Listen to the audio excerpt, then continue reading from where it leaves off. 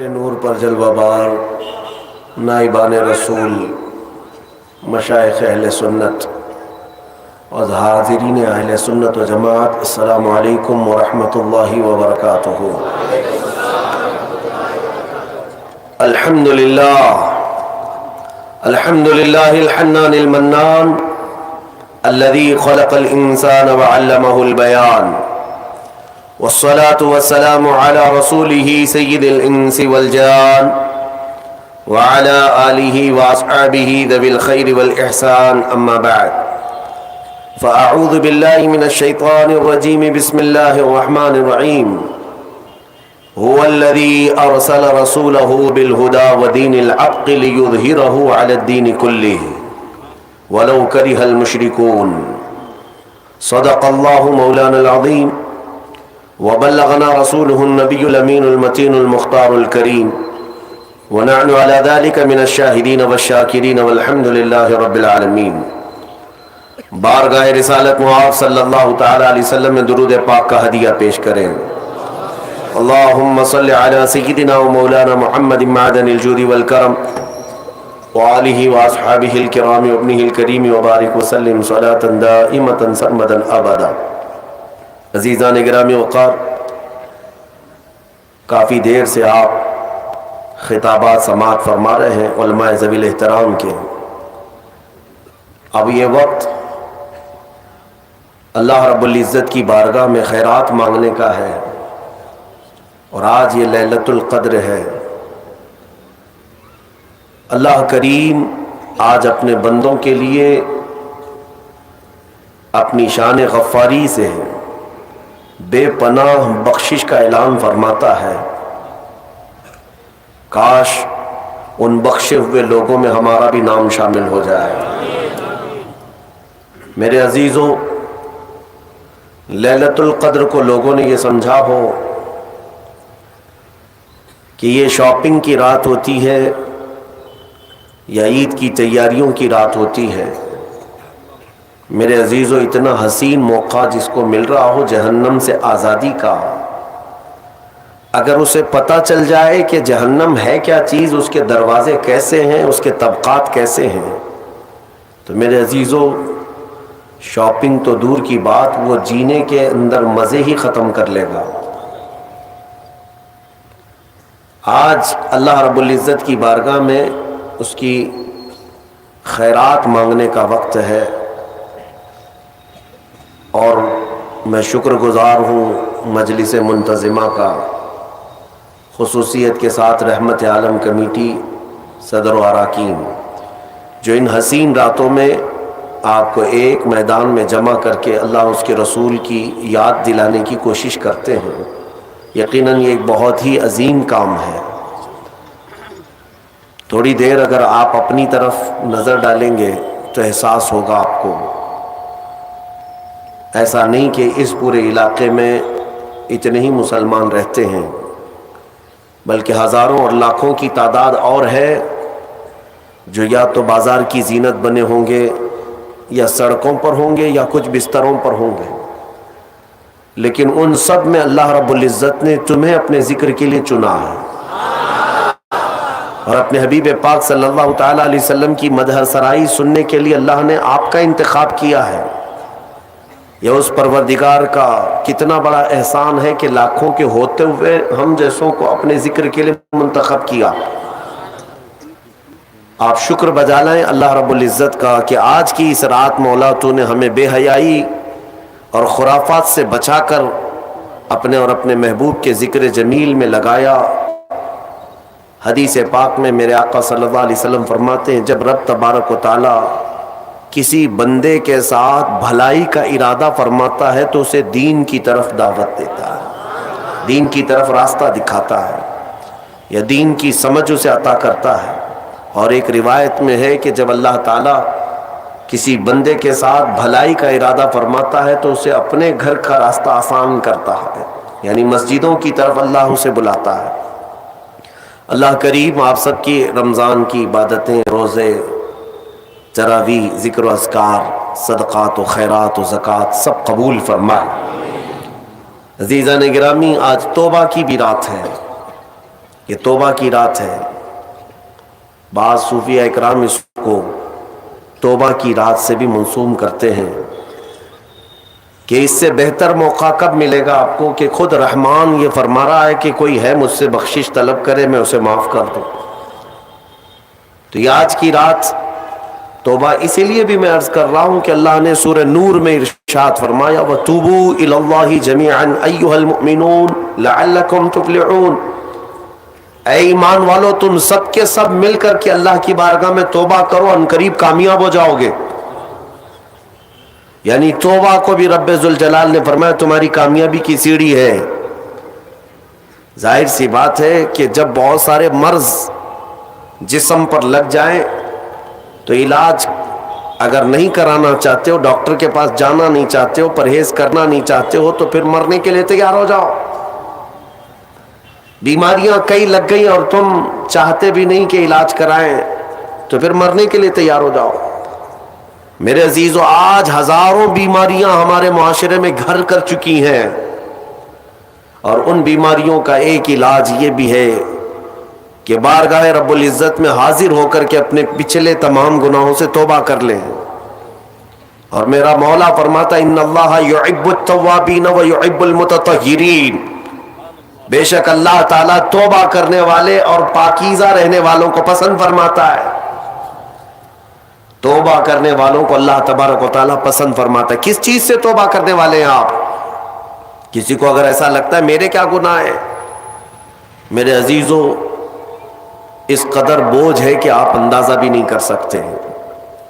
آج کی رات کسی کو غرور اور گھمنڈ بھی نہ آئے کہ میں نے رمضان کی پوری تراویح پڑھ لی ہے، پورے روزے رکھ لیے، میرا کیا ہے.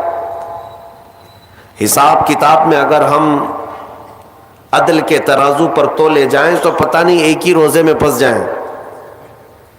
اس لیے اور بھی دیگر بہت ساری بیماریاں گھر کر چکی ہیں. آج کی رات توبہ کرنا ہے. اے نوجوانوں، لوٹ آؤ، تمہارا رب تمہارے انتظار میں. یہ حدیث پاک کے الفاظ میں آپ کے سامنے رکھتا ہوں. میرے آقا صلی اللہ تعالی علیہ وسلم نے صحابہ سے پوچھا کہ اے میرے صحابہ بتاؤ، ایک شخص صحرا میں سفر کر رہا ہے. صحرا میں، صحرا آپ نے دیکھا نہیں ہوگا، ڈیزرٹ. ہم دیکھیں افریقہ کے صحرا اور مصر کے صحرا کو 200 کلومیٹر 300 کلومیٹر تک ایک درخت بھی نہیں نظر آتا. چاروں طرف سے میدان، آسمان ایسا لگتا ہے کہ زمین سے لگا ہوا ہے. جس طرف بھی منہ کرو راستہ تو کچھ ہے نہیں، ریت میں چلنا ہے. تو صحرا کی موت بھی مشہور ہے تاریخ میں. اگر کوئی صحرا میں بھٹک جاتا تو پیاس کی شدت سے وہ صحرا میں مر جاتے. ہزاروں کی لاشیں وہاں ریت میں پڑی رہتی ہیں، راستہ بھٹک جاتے تھے کیونکہ وہاں کوئی راستہ بنا ہوا ہے، ڈائریکشن پتہ ہی نہیں چلتا کدھر جانا ہے، جس طرف بھی جاؤ سیدھا ہی لگتا ہے. صحرا میں ایک بندہ سفر کر رہا ہے. حضور نے مثالاً عرض کیا، ارشاد فرمایا مثال کے ساتھ. میرے آقا فرماتے ہیں وہ اپنی اونٹنی کے ساتھ، اپنے ساز و سامان کے ساتھ صحرا میں سفر کر رہا تھا. بیچ میں راستے میں تھک گیا اور سونے کے لیے ایک جگہ بیٹھا. سویا تو سو کر جب بیدار ہوا تو دیکھا اس کی اونٹنی ساز و سامان سمیت غائب ہے. پورا اس کا توشہ دان، سارا ساز و سامان اور اونٹنی کے ساتھ غائب ہے. اب سفر کرے گا کیسے؟ صحرا میں جائے گا کدھر؟ اٹھنے کے بعد بہت تلاشا، اس کا اونٹ اسے نہیں ملا، نہ اس کا ساز و سامان. بھوک بھی شدت کی، پیاس بھی شدت کی. اب سفر اس کے لیے موت کا قریب کا وقت ہے، تھک گیا. میرے عزیزو، واپس وہ تھک ہار کر کے ایک جگہ سویا، ایک جگہ سو گیا. اور جب نیند سے بیدار ہوا تو دیکھا اس کی اونٹنی ساز و سامان کے ساتھ اس کے پاس کھڑی ہے. توجہ چاہتا ہوں. اب میرے آقا صلی اللہ علیہ وسلم صحابہ سے پوچھتے ہیں، یہ مثال عربوں کو دی گئی تھی کیونکہ وہ اونٹ کے سفر کو بھی جانتے تھے اور صحرا کو بھی جانتے تھے. حضور نے پوچھا صحابہ سے اس اونٹنی والے کو کتنی خوشی ہوگی، تھک ہار کر کے ساری امیدیں ختم ہو گئی تھی، پھر اچانک اس کو ساز و سامان کے ساتھ اس کی سواری مل گئی تو کتنی خوشی ہوگی. صحابہ نے کہا یا رسول اللہ اس کی زندگی کی وہ سب سے بڑی خوشی ہوگی، کیونکہ اس کی کھوئی ہوئی چیز مل گئی، اس کا راستہ اب آسان ہو جائے گا، اس کے زندہ رہنے کی امیدیں جاگ گئی. نبی اکرم صلی اللہ تعالی علیہ وسلم ارشاد فرماتے ہیں بلا تشبیہ و بلا تمثیل، میرے آقا فرماتے ہیں اے میرے صحابہ، اس سے زیادہ خوشی جب بندہ گناہوں سے توبہ کر کے آتا ہے تو مولا خوش ہوتا ہے کہ میرا بندہ میرے پاس واپس آ گیا، میرا بندہ میرے پاس واپس آ گیا. اور رب تبارک و تعالیٰ فرشتوں پر رشک فرماتا ہے، جب بھٹکا ہوا کوئی واپس اپنے راستے پر آتا ہے تو رحمان خوش ہوتا ہے. میرے عزیزو، میں نے یہ بھی پڑھا ہمارے گناہوں کی وجہ سے، ہماری بدعمالیوں کی وجہ سے یہ پوری کائنات کی ہر چیز خفا ہوتی ہے. آپ کیا سمجھتے ہیں کہ یہ درخت تمہیں سلام کر رہے ہوتے ہیں؟ یہ زمین یا آسمان تمہیں دعائیں دے رہے ہوتے ہیں؟ یہ ہمارے گناہوں کو اپنے سامنے آنکھوں سے دیکھ کر کے اللہ کی بارگاہ میں کہتے مولا تو انہیں ہلاک کیوں نہیں کرتا؟ زمین بھی کہتی ہے کہ مولا تو حکم دے میں پھٹ جاؤں اور اندر ان کو سمو لوں. یہاں تک کہ فرمایا گیا سمندر روزانہ جلال میں آتا ہے گناہوں کی کثرت کی وجہ سے. یہ جو عیاشیاں زمین پر کرتے ہیں بندے، اللہ کی زمین ہے، سلطنت اس کی ہے، حکومت اسی کی ہے، کھاتے اسی کا ہو، پیتے اسی کا ہو، اور نافرمانی اسی کی زمین پر. تو سمندر روزانہ 2 مرتبہ جلال میں آتا ہے، غصے میں آتا ہے، اور باہر نکل کر کے آتا ہے اور کہتا ہے مولا تو مجھے حکم دے دے، اجازت دے دے، میں ایسی تباہی لاؤں گا کہ ان کے گھروں کے چھتیں اکھڑ جائیں اور ان کا نشان ختم ہو جائے.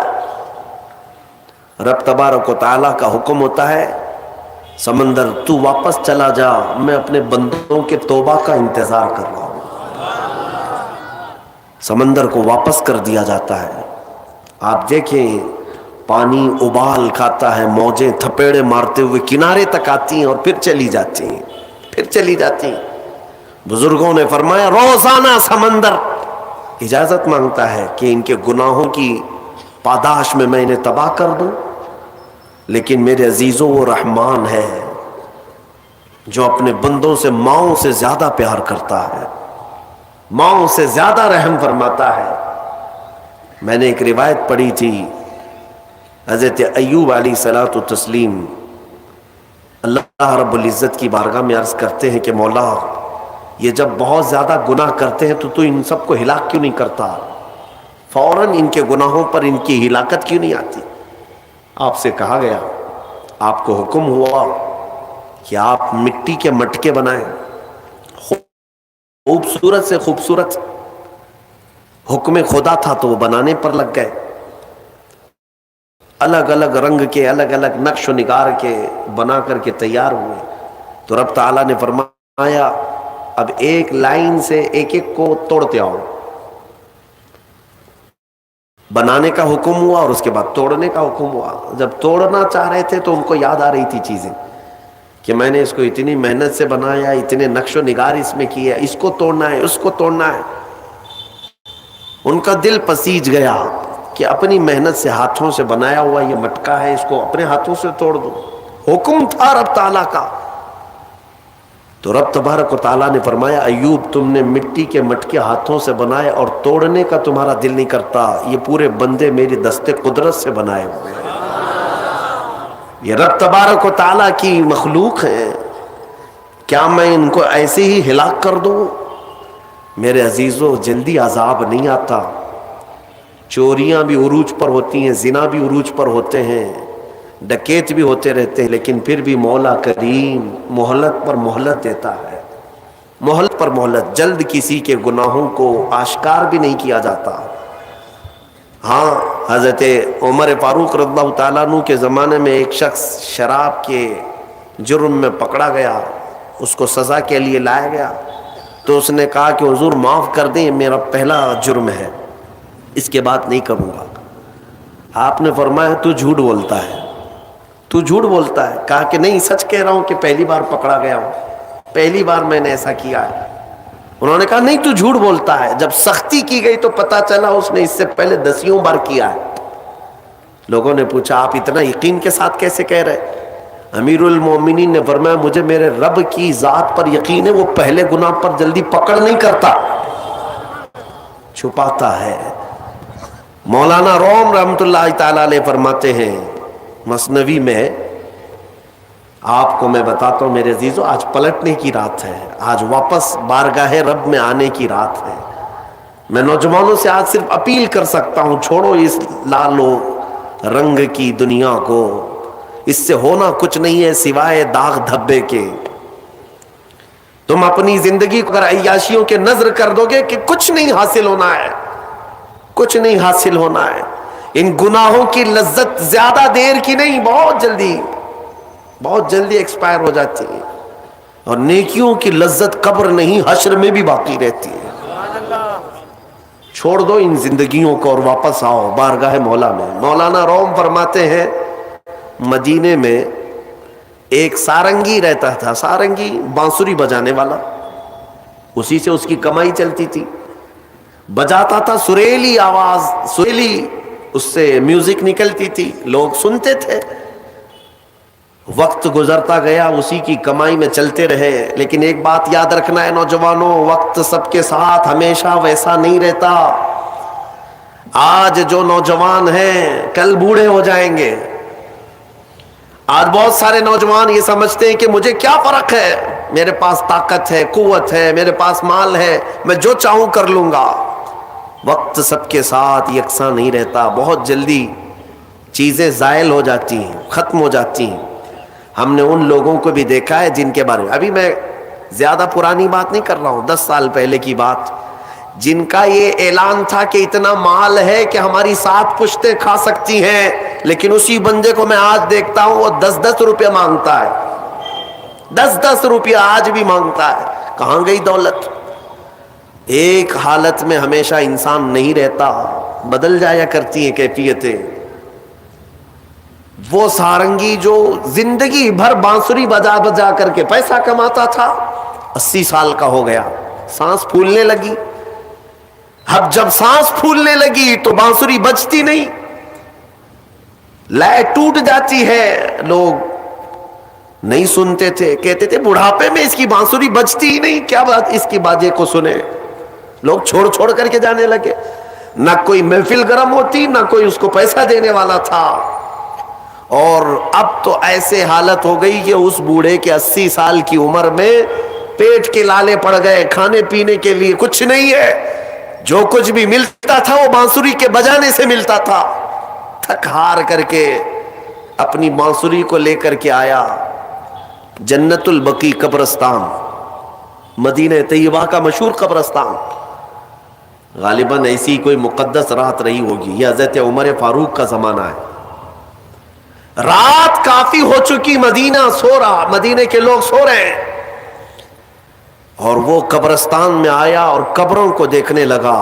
کہا عنقریب میرا بھی یہیں جانا ہے، مجھے بھی منو مٹی تلے اب دب جانا ہے، چند لمحوں کا میں مہمان ہوں، چند دنوں کا پتہ نہیں۔ اور زندگی بھر بانسری بجا بجا کر کے کھاتا رہا۔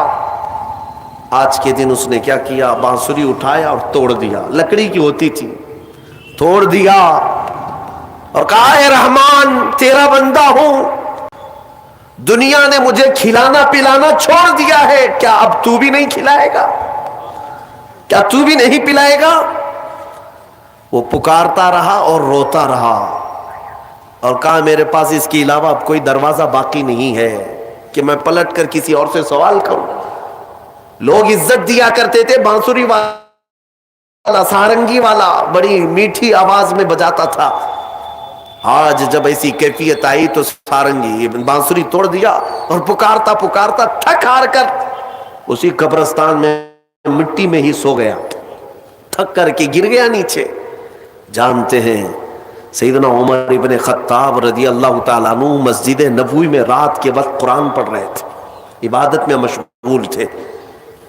آپ کی آنکھیں کیا بند ہوئیں، مصطفیٰ کریم صلی اللہ تعالی علیہ وسلم تشریف لائے. کہا عمر اٹھو مسجد سے، جاؤ جنت البقیع میں میرا ایک غریب